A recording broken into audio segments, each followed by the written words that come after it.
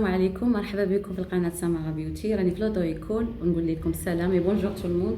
راني مع نو سي كوا سي لا ريسبونسابل فوالا سي سا راه حدايا تشوفوا تحاول تشرح لكم تو اون فرونسي وانا ابخي نقول لكم اون عرب فوالا هكا باش ما يجيكم لا سي راهم هنايا باسكو كاين بزاف لي في راهم يسكنوا هنا في باري راهم يفهموا مليح الفرونسي هي تحكي لكم فيت في انا نعاود لكم اون عرب فوالا. Merci beaucoup Mala déjà. Voilà, elle est très gentille, très gentille. Première chose, comme j'ai commencé mon permis, parce que moi j'ai un problème, au début j'étais un petit peu, comme j'ai commencé, j'ai dit Mala, je parle pas trop français, voilà, toujours je commence, je parle pas trop français.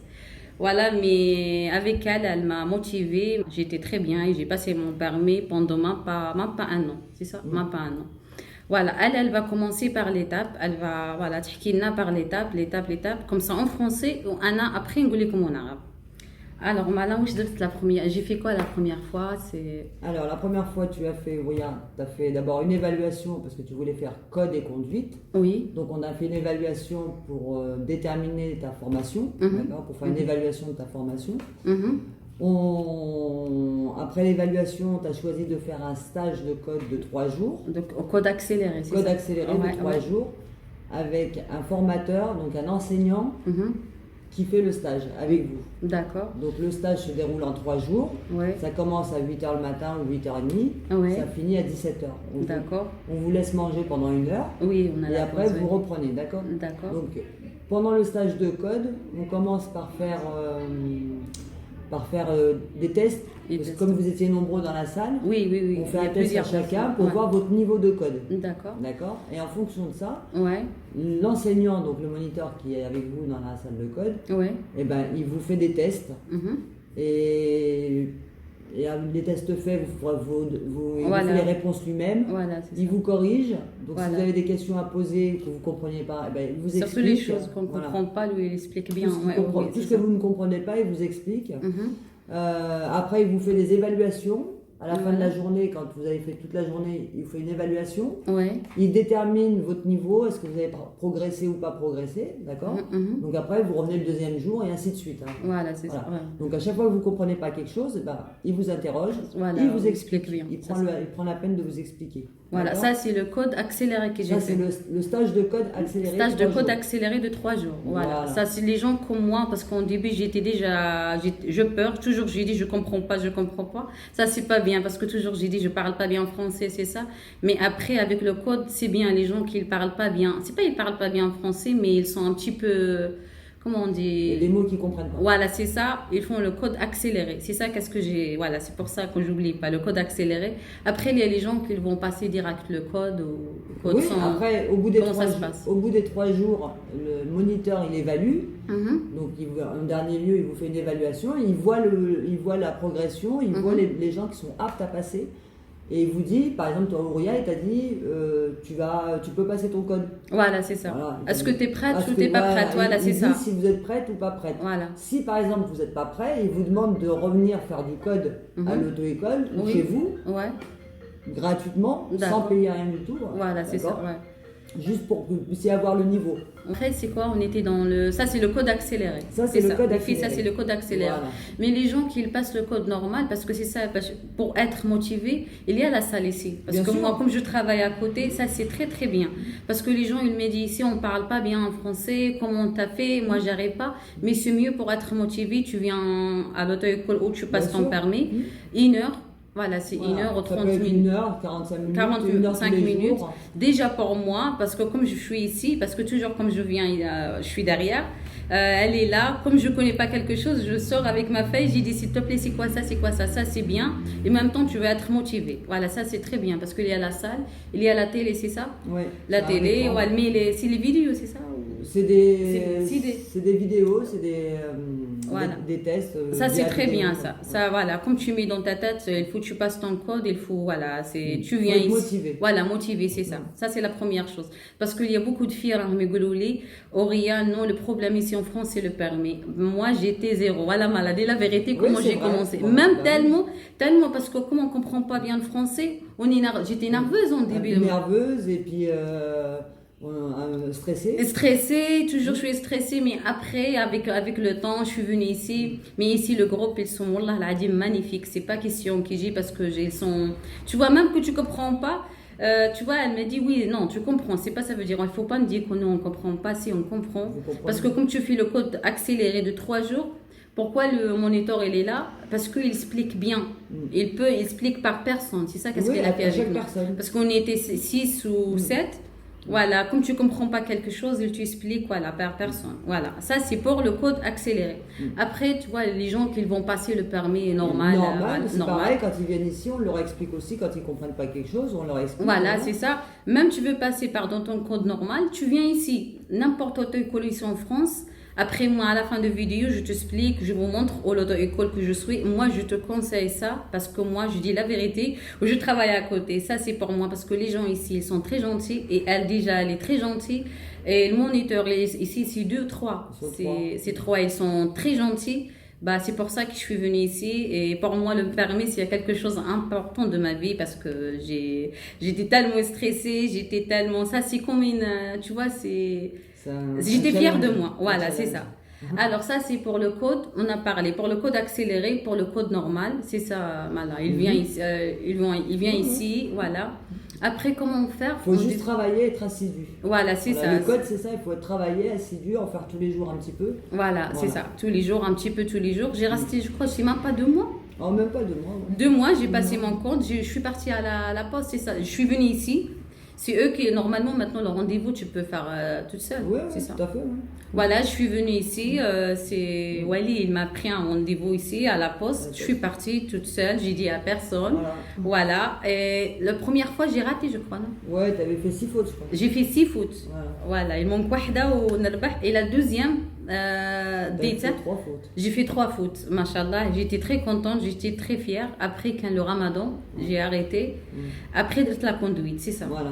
Après, avec la conduite, باش نسبليك لكم مليح نحكي لكم c'est pour comment ça se passe maintenant la première fois comme je suis venue. Bah pour le on a fait l'évaluation, on l'avait fait avant. Oui. On a pris rendez-vous pour la conduite, on a fait un planning. Un planning pour la conduite, voilà, tu sur une semaine, tu avais fait 20 heures sur une semaine. Voilà, 20 heures sur oui. Voilà, c'était 4 heures par jour. 4 heures par jour, oui. Donc c'est 2 heures le matin, 2 heures l'après-midi. Après Malane m'a dit c'est trop, c'est ça que tu m'as dit. C'est toi ou tu m'as dit oui? Parce qu'à un moment donné, tu étais fatiguée. J'étais très fatiguée parce que je commence mon travail à 6 heures et je finis à 14h30, tu imagines, je suis déjà fatiguée, je suis déjà stressée avec la fatigue. Après, c'est les choses haja mliha, elle m'a conseillé, elle m'a dit Ouria, t'es fatiguée, ça sert à rien que tu fais 2 heures voilà, le matin, voilà, 4 heures par jour, ou les dire 2 heures par jour, voilà, c'est ça. Ça c'est pour le voilà, la conduite. La conduite, soit bien parce que quand on apprend à conduire, il faut quand même pas être fatigué, il faut être bien. Oui, c'est ça. Ouais, donc tu fais 2 heures tous les jours, au lieu de faire 4 heures par jour, tu es moins fatigué. Voilà, c'est ça, c'est la conduite. Après, voilà, dites, est-ce que Malade, tu conseilles les gens pour comment ils commencent le permis? Ils commencent comme ça, tu vois, surtout pour la conduite. Bien sûr. Parce que moi, j'ai pas lâché l'affaire. Voilà, tout dépend des gens. Après, nous, on est là pour les conseiller. Hein, tout dépend des gens. Il y a des gens à qui ça va réussir l'accélérer. Oui. Parce que ça ne les fatigue pas, parce qu'ils ne travaillent pas, ils prennent une semaine de vacances. Voilà, c'est ça. Ou 10 jours de vacances. C'est ça. Puis il y en a d'autres qui travaillent en même temps. Alors ceux qui travaillent en même temps, on conseille de ne pas faire 4 heures par jour. D'accord, c'est ça. Parce que c'est trop fatigant. Pardon, il y a aussi la conduite accélérée ou non? Oui. La conduite accélérée, c'est la conduite accélérée aussi. Moi, j'ai pas fait la conduite accélérée parce que non, j'ai fait la conduite normale 2 heures par jour. Je crois quand exemple, je viens mardi, je viens pas mercredi, je viens jeudi. Voilà, c'est ça. Je fais 3 fois ou 4 fois par semaine. Voilà, c'est ça. Ça, on a déjà bien parlé pour le code. Oui, c'est pour le code. Voilà, j'ai fait parce que pour ma expérience, j'ai fait le code accéléré. C'est pour ça que je suis venue ici parce que comme ça, je n'oublie pas. Alors, d'être le code accéléré. Après, j'ai commencé direct. La conduite. La conduite. Normal. Voilà, normal, mais moi, la première fois, j'ai commencé par le manuel, je crois. Oui, on avait commencé par la manuelle et comme on sentait que c'était pas... C'est très difficile pour moi. Voilà, donc, du coup, on t'a mis sur automatique. Voilà, c'est ça les choses bien.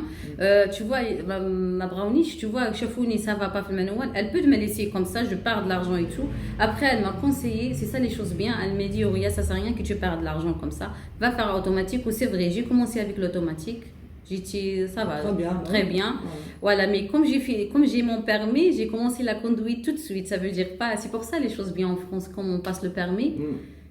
Tellement on a la main, je sais pas.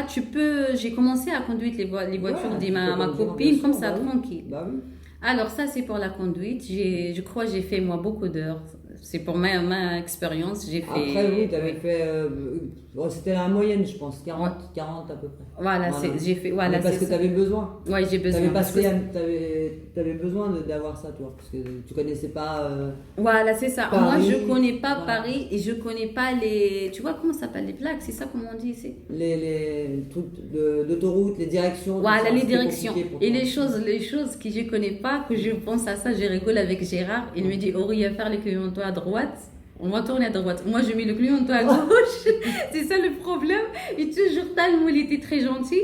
Il me dit, Aurélie, je crois. Après, j'ai compris que j'arrive pas pour la droite et la gauche.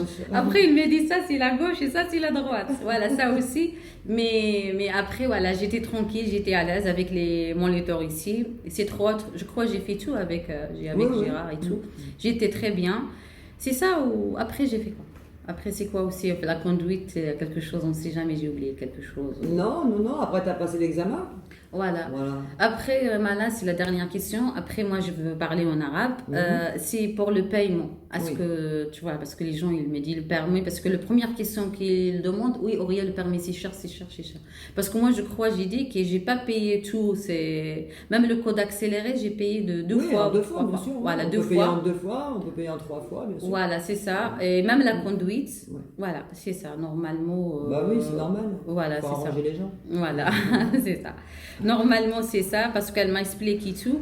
Voilà, après, je veux noter tout aussi, et je parle tout après en arabe. Voilà, et merci. Merci beaucoup, Mala, et vous êtes très gentil. Merci beaucoup. البنات alors مرحبا بكم تاني. نعاود رجعت لكم باش نعاود لكم بالديتاي وبالتفاصيل والعربيه. سمحوا لي اذا ما كانش الاضاءه باسكو راني في لوطو يكون داخل.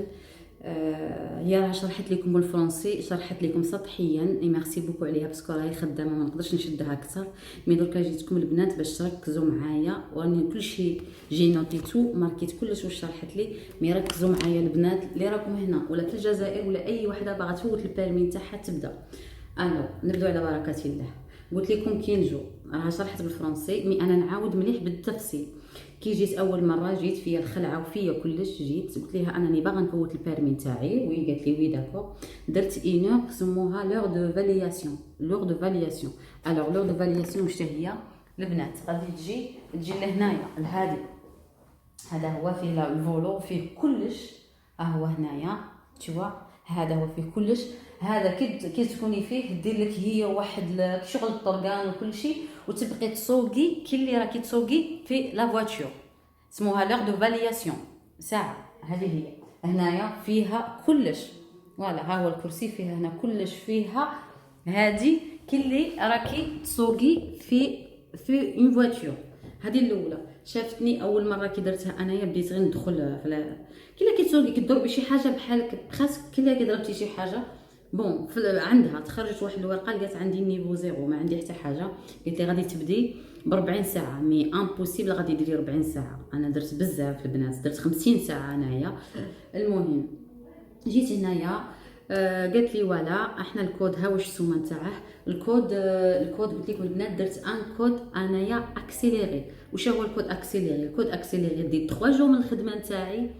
ديك 3 جور اللي ديتها من الخدمه نتاعي بغيت ندير الكود اكسيليري باسكو حنايا اللي جاي من البلاد، وبالنسبه لي انايا اللي فرونسي ضعيفه فيه، بغيت واحد مونيتور اللي يشرح لي.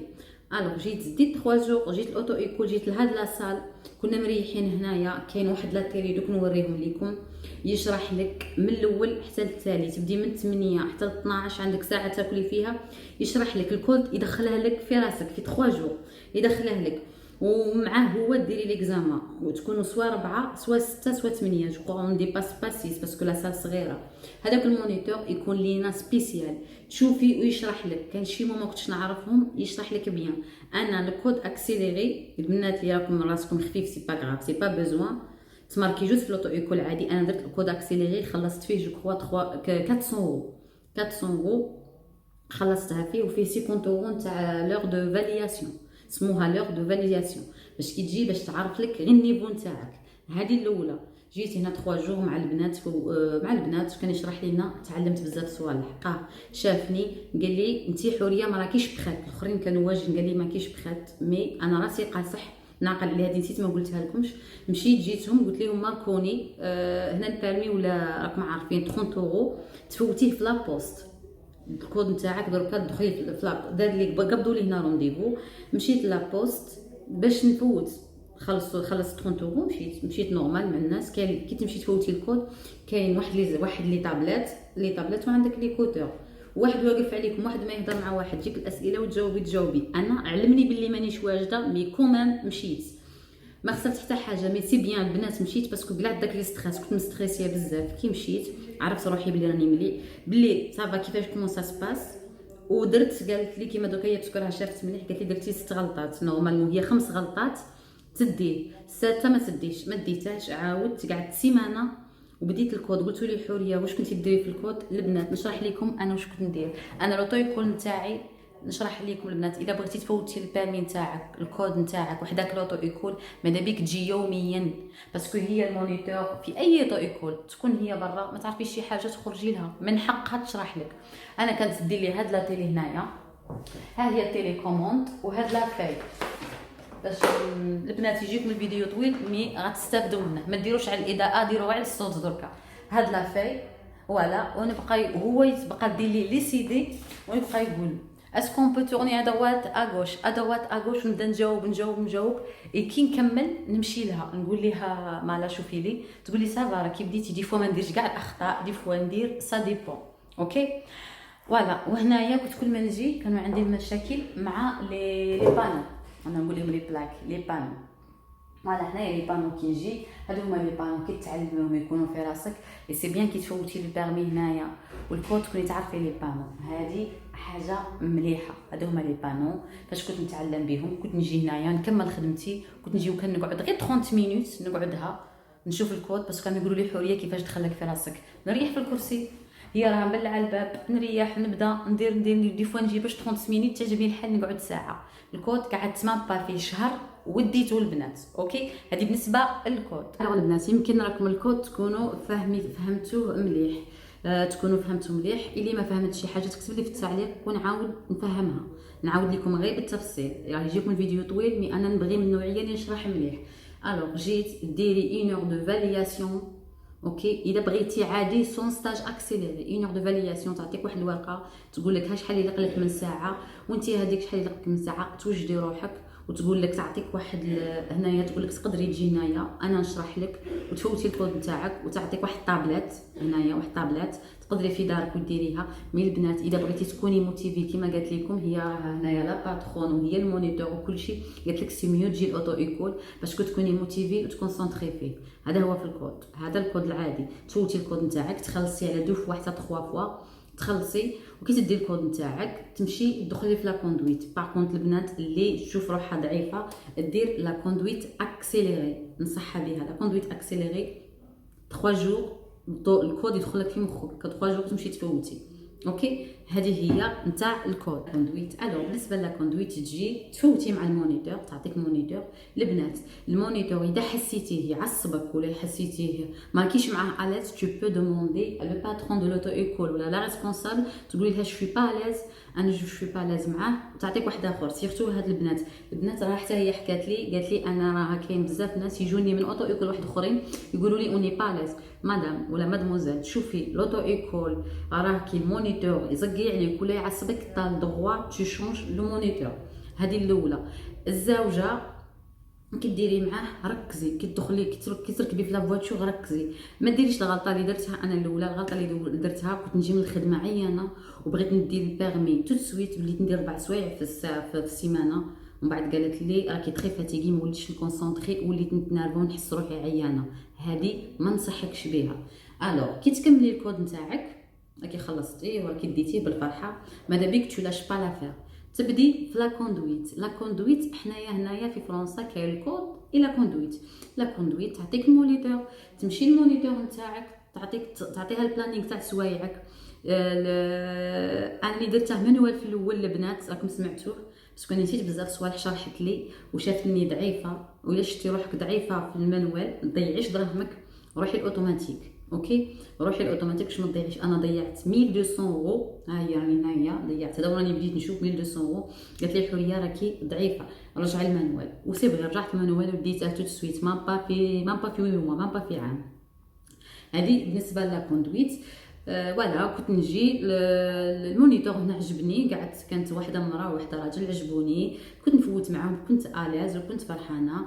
بديت قلت لكم بالسيمانه الاولى بالسيمانه الاولى 1200 اورو بديتها بلا فواتور عاديه مانوال، ما عجبنيش الحال، لقاوني هما ضعيفه ما كنتش نافونسي، قالوا لي دخلي في الاوتوماتيك. كي دخلت في الاوتوماتيك ما شاء الله ديجا باري اللي عايشين في باري ولا في فرنسا اوتوماتيك راه تجيكم تنفعكم بزاف بزاف بزاف. وتقدري تديه اوتوماتيك وتشونجيه من بعد، ديري غير ان ستاج تاع 7 سوايع ولا تخلصي شي 200 اورو وتشونجيه من بعد. هذه بالنسبه نتاع لا كوندويت نتاع فوالا الاوتوماتيك. قلت لكم جيت البنات باش ما تعيوش ديري نهار بنهار نهار بنهار، ديري 2 سوايع في النهار، 2 سوايع ما ديريش غير ساعه، ديري 2 سوايع باسكو يقدر فوالا. بدا بيا في الاول عطاني الفولا ما نقول لكمش بديت نستريسا ونعرق ما نفرق لا بين لا دغوات لا بين لا غوش، مي الحمد لله بدا بيا بدا يوريني فوالا يوريني هذا واش حيت يكون عندك الكود تكوني دايره تعرفي لي بانو ما تخافيش. فوالا بديت نتخلع، بديت مي هو راه حداك لا فواتور راه فيها كلشي ومدوبلي حداك. بديت ندور غير في باري بدا بيا بالطريق، ومن بعد بدا بيا باللي غون بوين. فوالا كي شافني مليحه في الطريق باسكو كانت الهدف نتاعي البيرمي نتاعي، شافني مليح دخل بيا البيريف، مورا البيريف دخل بيا لوطوغوت والحمد لله بديت نتحسن. مالوغوزمون انا قلت لكم في حاجه نتستعجل بزاف، قلت لهم انا حاسه روحي راني بغيت نفوت بغيت نفوت لا كوندويت. مشيت نفوت لا كوندويت، اول مره كي مشيت نفوتها طحت في واحد الناس ملاح، مي لو بروبليم كي مشيت لي ستريس قتلني، كانوا يديا يعرقوا لي ستريس، كنت واجده نورمالمون كنت بخيت، لي ستريس قتلني. كنت الاس لي ستريس قتلني. لو بروبليم واش هي تقعدي تركزي فيه واش يقولوا، خايفه والخوف قتلني ما ديتهاش. ومن بعد وكانت الغلطه الاولى واش هي كانت الغلطه الاولى هي كانت الدخله نتاعي نتاع لوطوروت دخلتها بلا ما نشوف ادوات اغوش. وكي تكونوا تسوقوا البنات توجور ادوات اغوش توجور ادوات اغوش، تشوفوا مليح باش تعرفوا روحكم وين راكم ماشيين، باش هو يحسك بلي راكي دايتها في الطريق. هذه الاولى. المره الزوجه مشيت فوت البيرمي تاعي، مشيت كنت بخات، قعدت من موراها مام با 2 سمان وفوت البيرمي تاعي ودخلت. والله العظيم وهي اللي كانت معايا مام لا باترون تاع لوطو هي اللي مشات معايا. مشيت مام كي تحسي سي با لو مونيتور، كي تحسي وي جو كوا سموه نسيت سميته يا ربي، اللي يكون يفوت لينا البيرمي اللي مشو باش ليكزاميناتور ولا مانيش عارفه حاجه كيما هكا. كيركب معايا كان تري ساك معايا وما كنتش خايفه باسكو كانت عندي ثقتي في نفسي، ما كنت مخلوعه ما والو، درتها في ربي سبحانه ومشيت وما قلتها لحتى حد.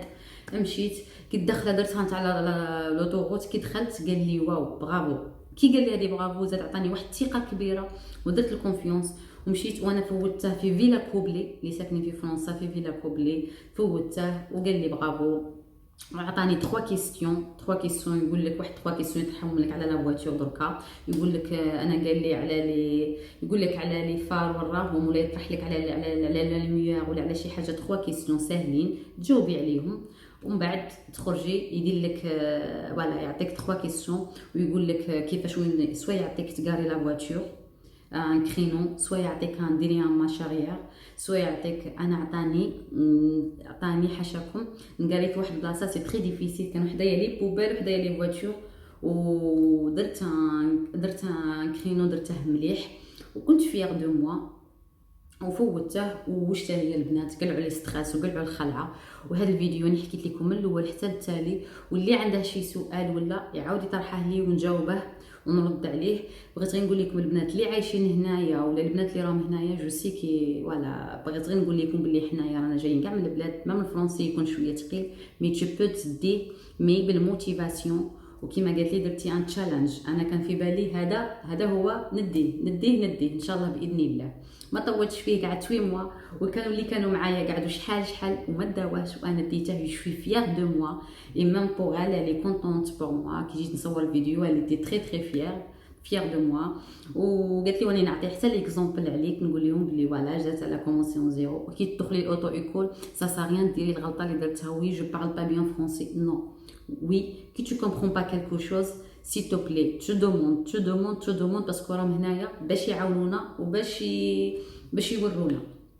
هذا هو الفيديو، ان شاء الله يكون يعجبكم ويجوكم طويله البنات، بصح فيه الشرح من الأ حتى لزاد، واللي ما فهمتش تكتب لي في الكومونتير نعاود نشرح ليها ان شاء الله.